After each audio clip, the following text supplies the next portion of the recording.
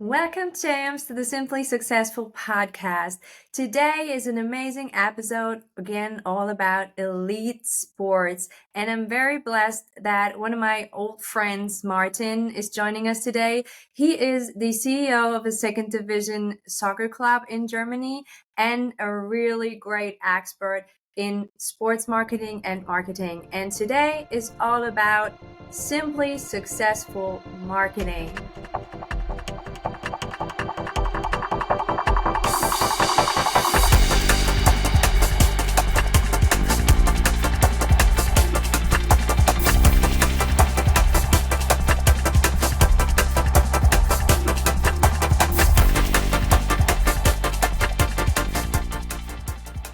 Welcome, Martin, and thanks for being my guest today. Would you please introduce yourself in a second to our listeners? Because you're an old friend of mine, but I guess a lot of people don't know you. So would you please just introduce yourself?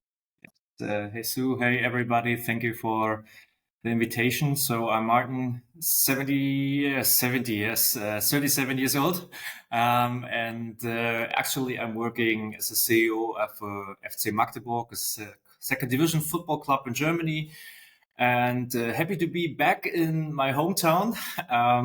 Before I was in Frankfurt and Cologne and Hamburg and so on and so on. And since March this year, I'm back in Magdeburg. Awesome. Great. Welcome back. And it's funny, I'm back too. So I don't know, mostly like when you leave school, like the first destination is far away from home. But at a certain point, like most of us come back. So yeah, welcome back. I invited you today because you not just made a very interesting a transition from being a professional soccer player yourself to now being a CEO in a second division soccer club. And we can talk about this maybe in a second. You are also a very successful sports marketing expert. And that's why I'm very curious about all the knowledge and wisdom you can share with us today. But would you just tell us something about your transition from being a pro athlete to now being a CEO, and what made you join a certain path and what role played marketing on that? Okay, well, what a big question. I So know. it was a long journey, to be honest. So, and maybe we probably start at the first beginning. When I was 7, 8 years old, so I wanted to be a professional football player, like almost every little child in Germany. And so I developed some kind of ambition to be getting better and better and better, and I was training a lot. And I would say the first step to professional football player was 17. So I went out of my home. So it was quite hard. So because I was growing up in a very nice family, I had very great parents, and so it was like it was hard to go out, but I had this dream, and I said to myself, okay, whatever it takes, I will do it. And so I went to Halle, so it's maybe 100 kilometers away from home, so not so far, but far enough to be out of the family atmosphere. And then I was playing two years in Halle football. It was in the fourth division, so not so bad, but not the professional way. And then after my A level in 2008, I got the chance to go to Osnabrück, and in that year they went up in the second division. So I was board for this the second team. So, but I was goalkeeper, and I had the possibility, because one of those goalkeepers, the first or the second one, was injured. So, and at that time, when he was injured, I went up in the first team, and so that was my experiences in the professional league. unfortunately, I had no game. I didn't have the possibility to make a game in the second division, but I was in the training team, and I got my experiences, and it was a great time because I did not have to do school stuff. So because I ended that, and then I was the focus completely on football, on soccer. And to be honest, after half a year, it was a bit boring because I mean, talks in the locker room are not. How do That I is say? I mean, everybody knows what I mean. And then I was starting to have a look in my books from school because I was interested in marketing, and now I'm on the pitch in the professional surrounding, but I was interested in the marketing behind that business. And I was more or less a trainee on the in Osnabrück. So I mean, I asked the people in the ticketing, how do you do this, and in the marketing and so on. So I gathered my experiences, and after just 1 year, so my contract extracted. So unfortunately, so I changed to Magdeburg, and at that time it was also the fourth division, I think, and it's not comparable with Magdeburg in the nowadays because when I was playing for Magdeburg, I mean, we have a stadium for approximately 30,000 people. And at that time, I mean, 3 or 4,000 people were in the stadium. I mean, it was horrible. And nobody didn't care about Magdeburg. Fortunately, now it's quite better, but that's the topic for another question. And then I started my study program in Magdeburg at the university in sports, psychology, and business. And so that was I mean, the traditional step into the sports business because I was studying it. And after 3 years, I go to Heidelberg and did my master program with a small exchange semester in Linköping in Sweden. It was also very, very nice. And then I got into contact with the Swedish sports, especially ice hockey. And but to be honest, football was still on the focus. Still, it's a passion and it's a sports I now have a lot of knowledge in. And so after studying in Heidelberg, I started my first real job in Frankfurt as a sports business agency, which is nowadays Sports 5. So it was a small agency, approximately 35 people, and it got bought by Sports 5 in 2014, I think. And so I gathered my experiences. I was working for Commerzbank, for German Football Association, for big brands in sports business. And I mean, the first thing when I look back, I mean, was a lot of work. So I worked the weekends, the week, and but I loved it. And the payment was bad as well, but I think I think that's normal in the beginning. I mean, you have to make your experiences. You have to get better and better and better, and then after that journey, you can earn more money. I think it's quite as I said, it's quite a journey. And after 3.5 years in Frankfurt, where I learned a lot, I go to Nielsen. So maybe one of you are knowing Nielsen Sports. It's a global company for sports measurement, media evaluation, market research, etc. And I was responsible for the sales. So, and there I got the first experiences in sales and how important it is to win new clients. And it was also a great time. And then in 2018, I decided to go to Hamburg because it was closer to my parents and my home turf than Cologne. And then after a half year, I got the chance to go to FC St. Pauli. In 2019, I started as a head of sales at the club, and I worked there for 5 years. And after that journey. And since March this year, I'm working for SFC Magdeburg, and that journey. I mean, you see that I, I'm doing that with a lot of passion. I think that's the Mhm. basis. I think you can become very good in what you're doing, but I think to become great at a certain topic, you have to have this passion. And I'm totally passionate in football and football industry, and so and I'm love what I'm doing, and that's was what I think the basis of my career and of the task I'm actually doing. Yeah, so it was a long answer But for the that's question. But I guess that's very interesting because there were a lot of like great insights in it.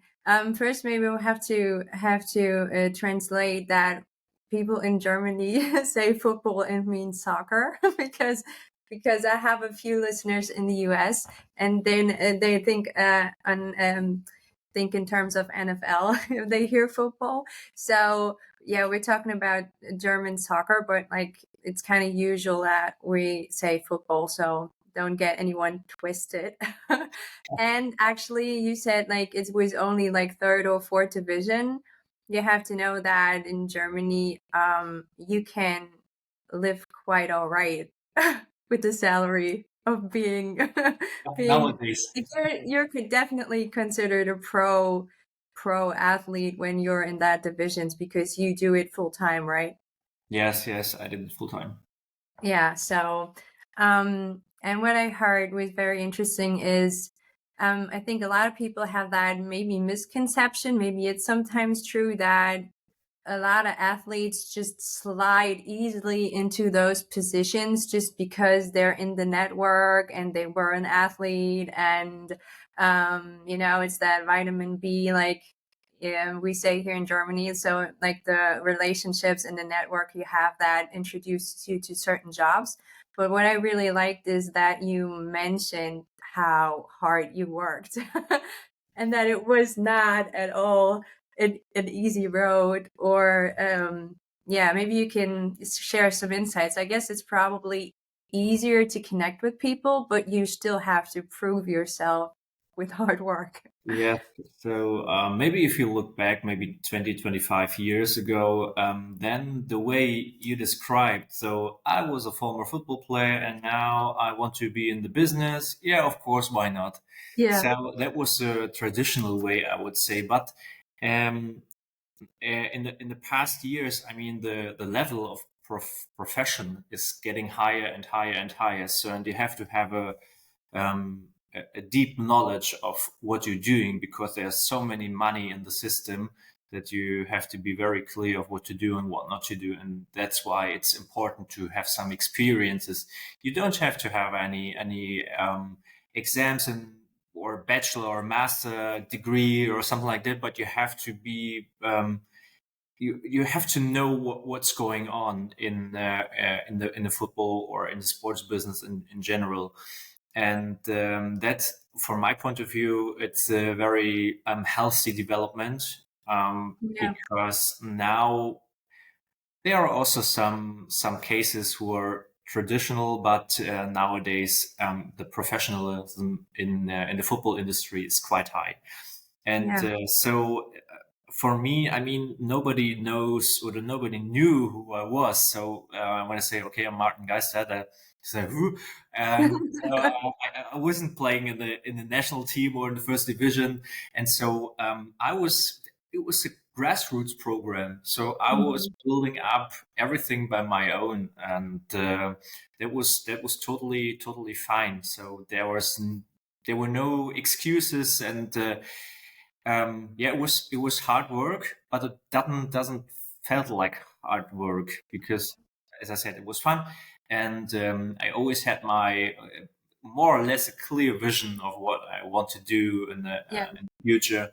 And so, of course, I was very interested in getting to know new people, extending my network, because I mean that is in Germany, it's I mean it's a very small country and the sports business is Even much smaller. smaller. So and I mean there's maybe a handful of relevant people, and my job was to get to know these people, of course, and to build up my network.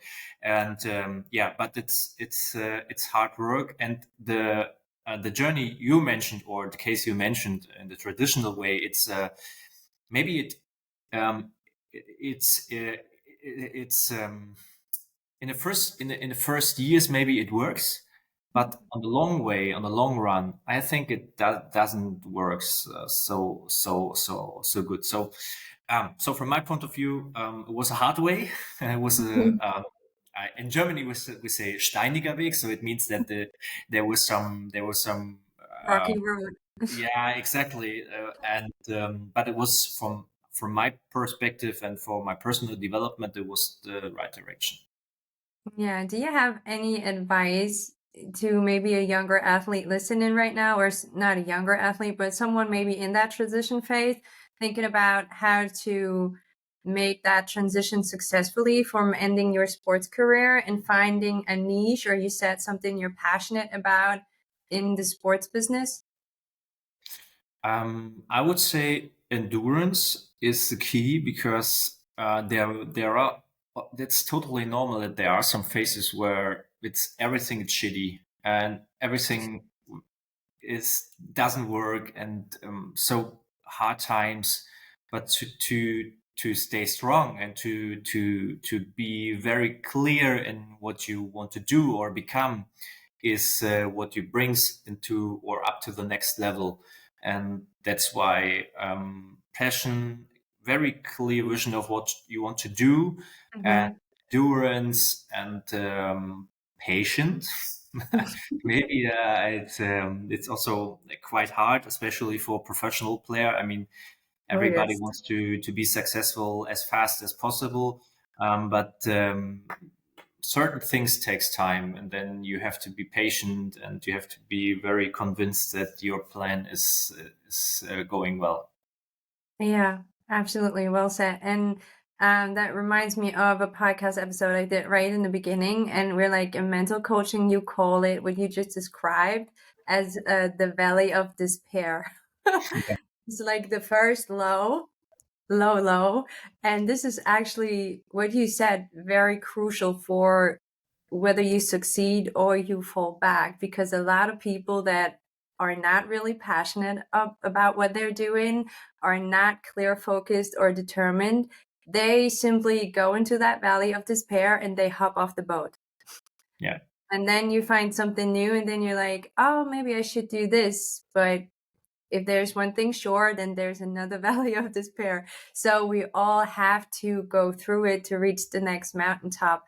And so I really like that you mentioned that, because it is true. And I think actually you can only make it through that valley when you have, as you said, a clear vision and passion. How did you know that you're passionate about it? Because I mean, if you do something and you forget the time, or you forget that it's hard, I don't know how to say it. Maybe it's a gut feeling. Mm-hmm. Maybe it's something which just comes in my mind or to my mind, which said, okay, it's the right thing. I can't describe it. There is no obvious or criteria about that, but maybe it's an impression. It's a gut feeling, which makes me very sure that this it is. Yeah. Yeah, I mean, because actually, like, some people ask me that, and I was asking myself, and I read a really interesting thing, or someone said it to me. It's like, if you would do it, even if you wouldn't get paid for it, means like you're interested in it anyways, and you're reading about it, or you watching videos or whatever. That's kind of good indicator, as you said, and the intuition that you're really truly passionate about it. Yeah, and for I mean, for the people who are maybe in the beginning of their career, money follows passion. That's Mhm. that's the rule. And if you found something which you like, maybe which you love, and then you're getting better and better and better, then you're getting more money and more money and more money. It, of course, it depends on the branch, but normally, and it's like a rule of nature. I mean, if you find something which you really like, then it's automatically come more money into it. And because to decide when you are in the beginning of your career and you decide, okay, where can I earn the most money? That's the wrong question, I would say, Mhm. because of course, as I said, the money follows the passion and what you want to do. Absolutely, and the other way around, I think people can smell when you do it out of a lack mindset. Like, if you need to sell something you're not passionate about, or I don't know, maybe we're like falling right into marketing and authentic marketing. But how is your opinion on that? Like, I think people can smell or sense if you're not really 100% behind whatever you're selling and you're not passionate, and they just smell like the lack mindset. Yeah, what is your idea behind it? Yeah, I mean, also it's sometimes it's a certain feeling of, okay, is it the real or is it the good offer for me or not, or who's Mhm. so um I mean, we are we are all humans, and I think we have a certain feeling if we got into contact with especially salespeople. Mhm. And yes, I would say that the salespeople who are clear and who are authentic are the best ones. I mean, of course, the product should be good and should be comparable with the product in the market. But I would say if you are interested in people who are authentic and empathically, I would say, then it works, and it can be a very successful sales or a marketing guy. And I think that's the point. There are so many fake in the world that sometimes it's a bit annoying about the fake. Everything is shiny and glitter and so on and so on.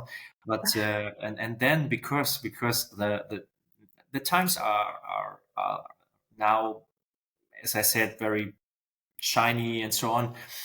And but if you get to know people who are very authentically and who like what they do, and it's coming from their inside, you feel it, and they are more, I would say, more successful, not just in business, but also in a normal world and family, friends relationship as well. Yeah, that's amazing. And I know you're very, very good in marketing. I know that you did a great job in Hamburg.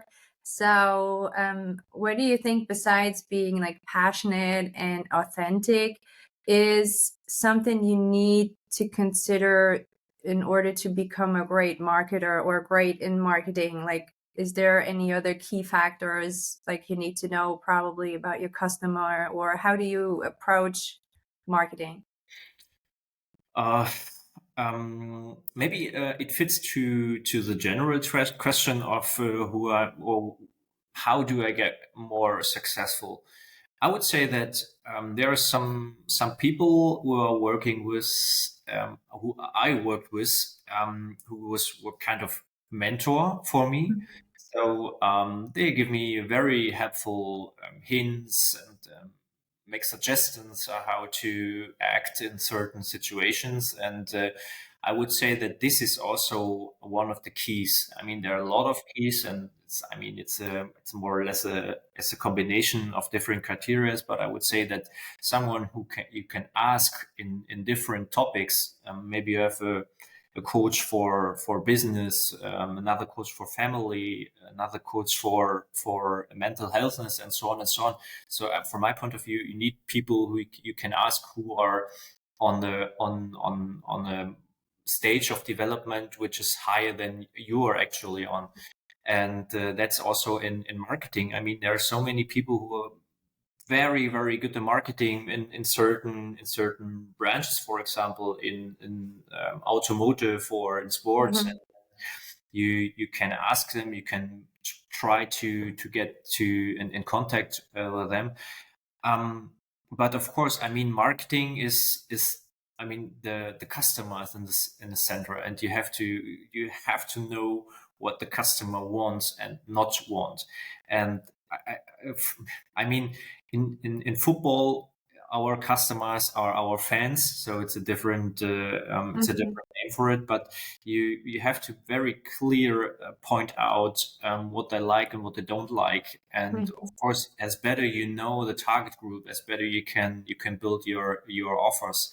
And I think nowadays the possibilities of gathering some information about your target group, it was not never so easy like nowadays. Mhm. Or maybe now it's so hard because you're competing against so many people, so many targets, and it I mean it's there are a lot of criterias who define if I'm successful marketing guy or not. But to have an understanding for your target group, to have a not just a business understanding, but also Mhm. like you try to feel like your target group, that is very helpful and could be one criteria of success. Yeah. Do you think sports marketing has kind of an unfair advantage because your customers are already fans?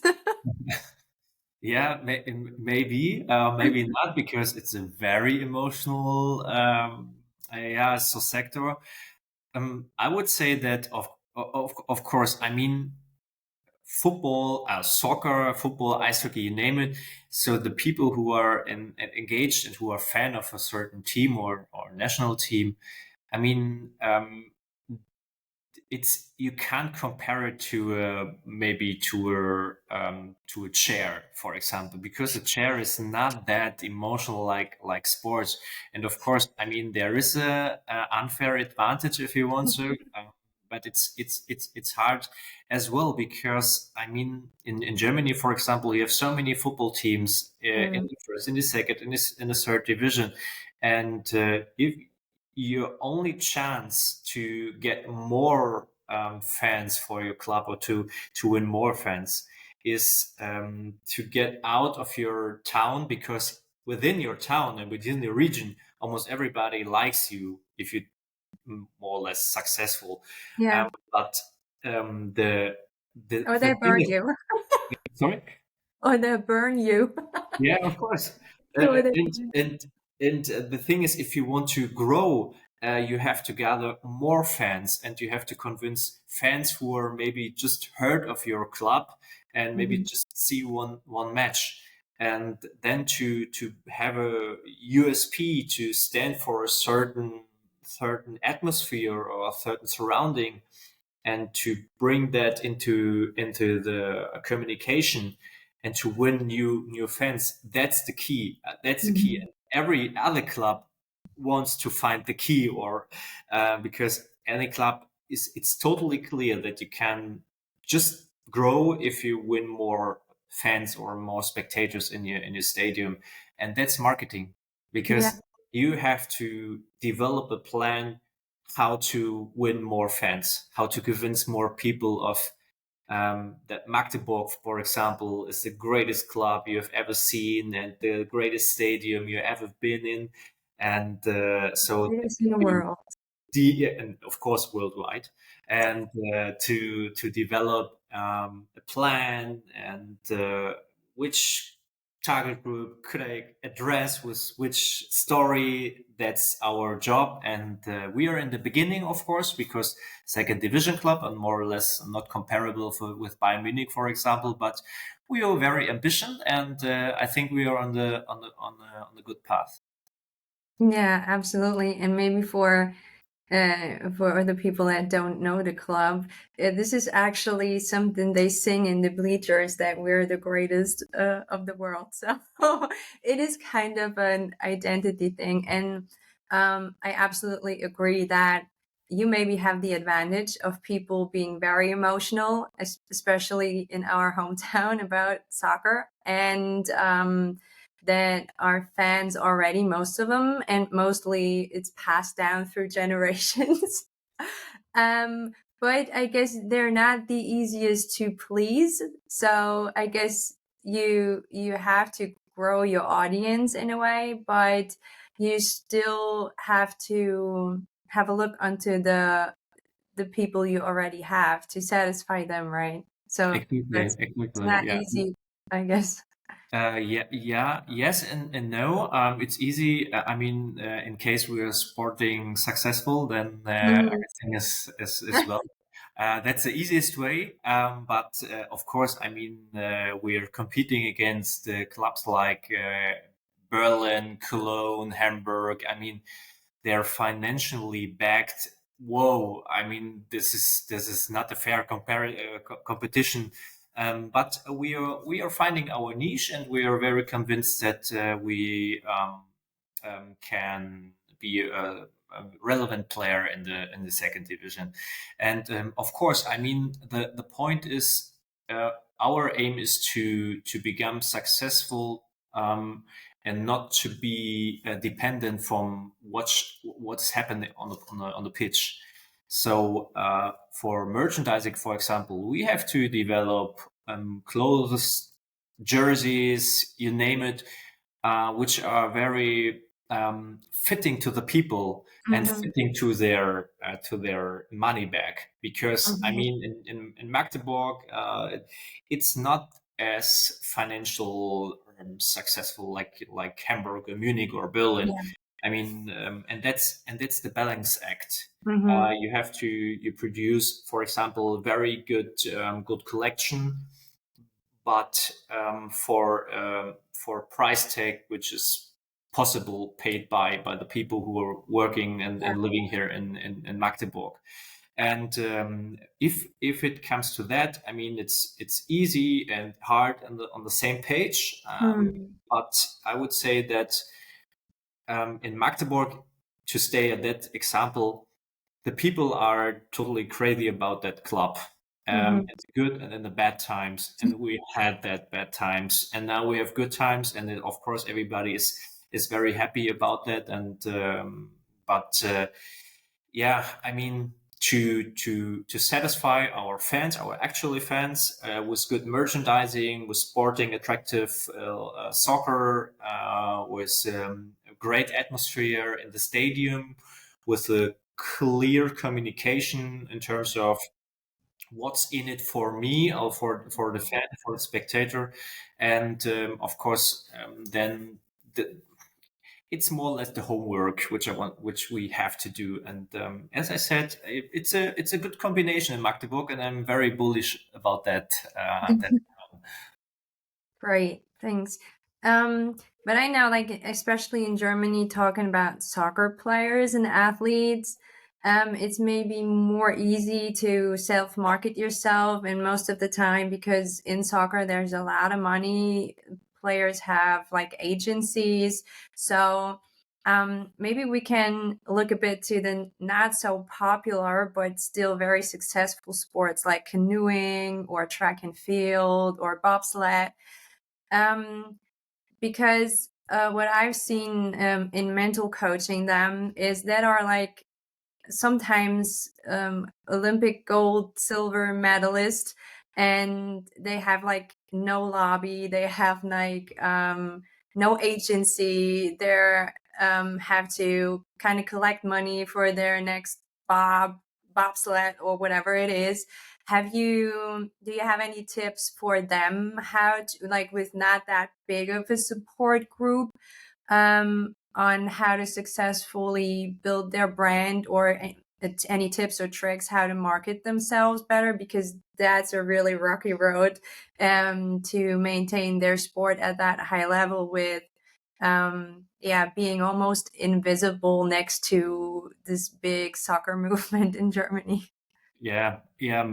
If you have a look on it from the outer perspective, it looks like it's an unfair game. Of course, soccer is huge, and on the second place it comes soccer, and then maybe handball and ice hockey and so on.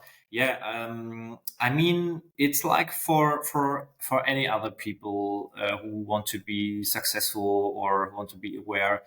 Um, I mean, you have to build up your network, of course, your personal network for the people who are helping you to get better on the pitch.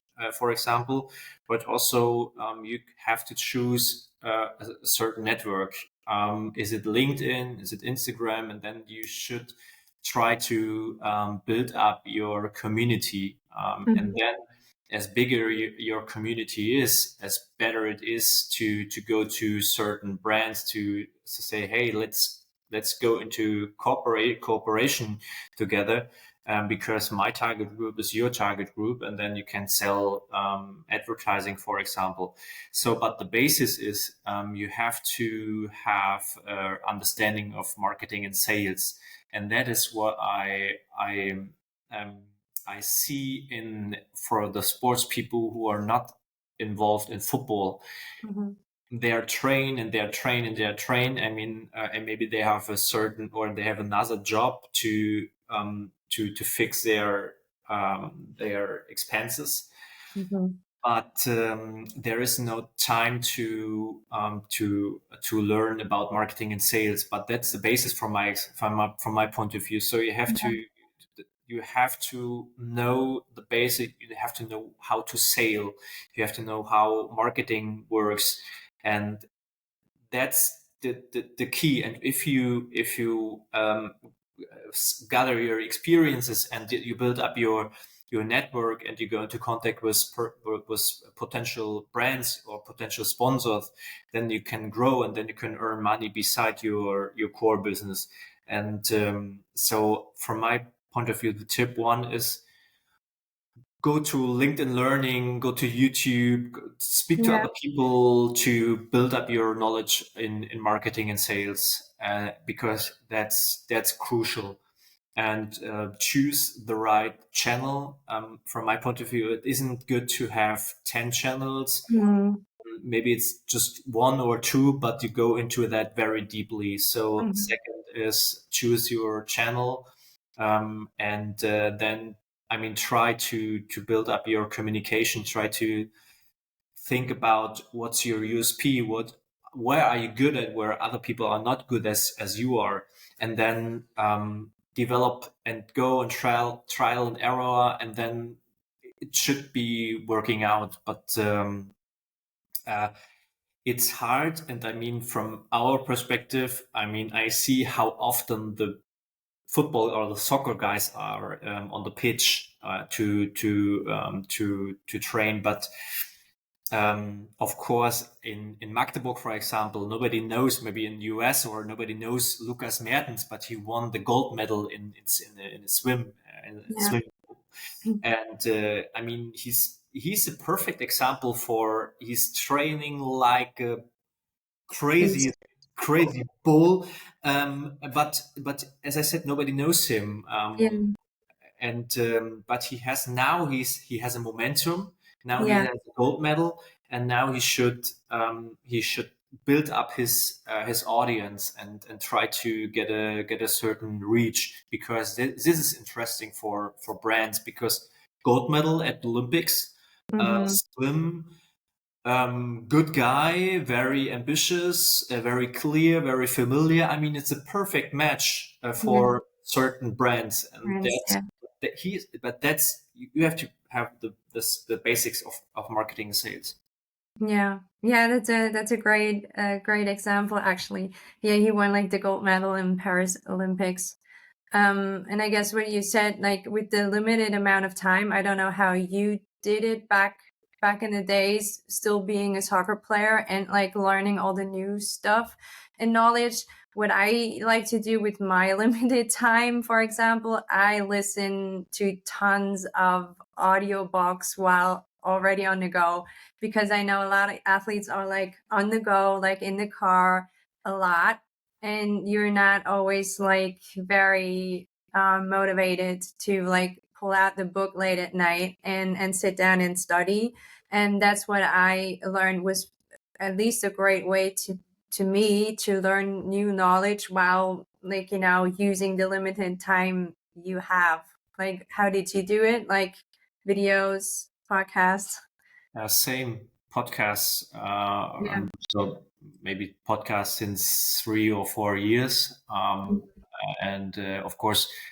I mean, I was growing up when CDs or cassettes or something like that. So just podcasts, of course, in the modern times. But when I look back, I was buying DVDs and CDs and Mm. trying to listen, of course, and when I was sitting in the car or in the train, and yeah, I mean that's the balance. I mean, you try to be the best one in the pit or on the pitch or on the field or whatever, and you have to train or to exercise. You have to go to physiotherapy. You have to go to the doctors, and you have to get some healthy stuff. And beside that, and that's the full-time job. And beside that, to be interested in marketing and sales, that is a big task. And of course, I mean, you have the travel way and to use it right, not just to sleep or to talk with friends. So just to hear some podcasts. And I mean, Tim Ferriss, for example, from the US. I mean, it's a great podcast. I'm Yeah. very constantly here, but also in Germany for German speaking athletes. There are so many podcasts who are so good, and especially if you have leisure time, then you can hear the podcast. You can have a look to YouTube videos or as I said, LinkedIn Learning or so on and so on. So the possibilities are huge, but you have to do it. So you have to do it like Yeah. Nike said, just do it. So, but because to learn and to put something in your head, that's the one side of the medal. But the other side is to bring that into action. Yeah, and I want to like build the bridge back to what you said with the endurance thing. And I know like a lot of players, for example, in soccer, like you have to travel somewhat far with the bus to the next location to where the game is. And a lot of them just like doom scrolling TikTok or Instagram or whatever, or like gambling on their phones. Um, and of course, like everything in moderation, like no one says like you should stop that completely and only use your free time like to consume knowledge.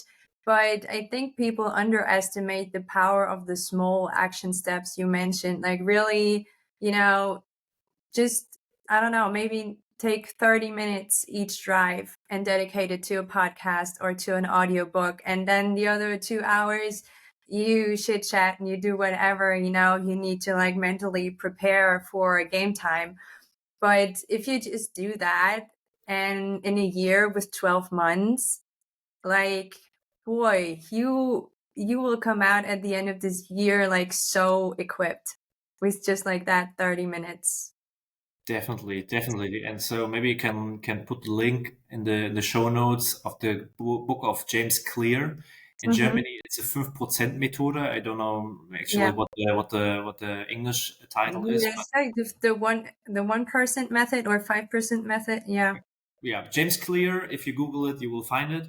Yeah, we'll And put it in the show notes. yeah, we put it in the show notes. And there is mentioned exactly what you've meant, that the small steps. It's not like the big steps, but it's the small steps. Maybe just yeah, as you said, 30 minutes, having the podcast or watching some inspirational videos. So, but small, but constantly. I think Yeah. that could be also a very good hint. Yeah. Or maybe if you're like coming back to that athlete that wants to build a brand, is it could be like dedicating like 5 to 10 minutes in the morning and at night, maybe to, like you said, like interact with the audience, read comments, answer comments, or I don't know what's effective with our club, but I guess people are like just interested in kind of like a behind the scenes sneak peek. So whenever you just like, I don't know, loading up the bus or getting ready or stepping on the field, it's probably easy to just like, give little stories here and there. I don't know how you do it, but that's probably what the fans like to view, because they are not usually get to see it. Yeah, exactly, and especially at the, I mean, to say the example of Lucas Mertens, the gold medal winner. I mean, if he would show how to prepare for for a, I don't know how to say for a wettkampf, Competition. yeah, for a competition. Um, that's interesting. So to see some insights which the normal guy Yeah. isn't doesn't have any chances to follow. And of course that could be an interesting content, but not just this one. But I mean, there's still a mixture, and as you said, so there is a natural rhythm. So there are people who having no problems to get up very early. Hmm. But I know people who are in the morning, well, in a very bad mood because they don't like the morning or the beginning of the day, but they're Okay. very strong in the evening or in the night. So Yeah. everybody should have their personal rhythm. From my point of view, I love the morning and I like to get up very early because it's quiet outside and I'm really able to do some stuff like visualizing and so on. But of course, answer some messages or to bring some content into the community. It's I mean it's completely up to you, but you have to do it. But Yeah. when the exactly moment or the time in the day when you do it, you have to decide by your own. Yeah, and you have to because that comes back to authentic marketing, I guess, and it kind of like is a display of your personality. And you probably, if you are like you are like an early bird person jumping out of the bed at 4 in the morning, you probably resonate with people that are early birds. So, and that's like authentic because it's you. And when you have like another athlete that is maybe more like a night owl, he will probably more resonate with people of that personality kind or vice versa. And therefore I guess it's again just authentic to say, okay, that's me.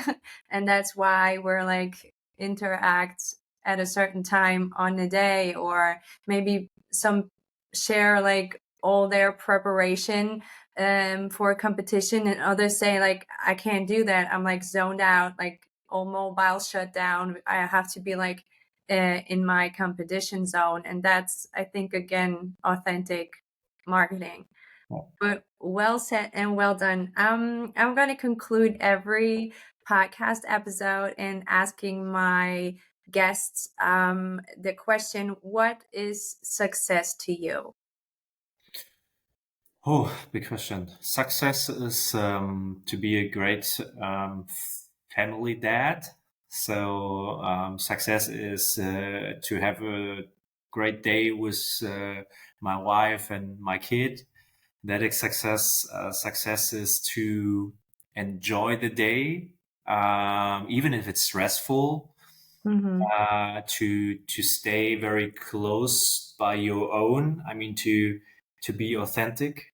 That's because yeah, there are so many people who want to interact with you and to want to make business with you or whatever. But to be very clear and to say, okay, that's my way, and I never go right or left from beside the way. So that is it, and I'm very clear at this. This is also success. Success for me is of course to in the professional way to develop the club.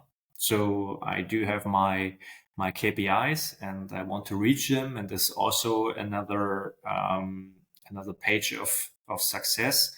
And of course, I mean there are so many sections of life. Health. I want to be or stay healthy, hopefully very long, and that is also a success in the for example, in the day when I'm, as Jim Rohn said, one apple a day keeps the doctor away. So, I mean, there are little, as you said, there are little successes, but there is, in general, is a big success. And the most success is to enjoy the life. I think that's overall the most important point is to love what you do, to enjoy life, to enjoy to be among people, and um, to have a good times on the world and on the earth, that you enjoy what you do, and that you enjoy that you have the chance to be a guy or a woman or whatever, and on the world. Yeah, that's amazing. Thank you so much. And I really love that holistic approach to success.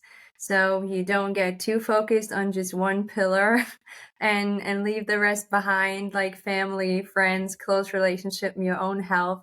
I really like that. So thank you so much for sharing the wisdom with us and being my guest today. And good luck for the rest of the season.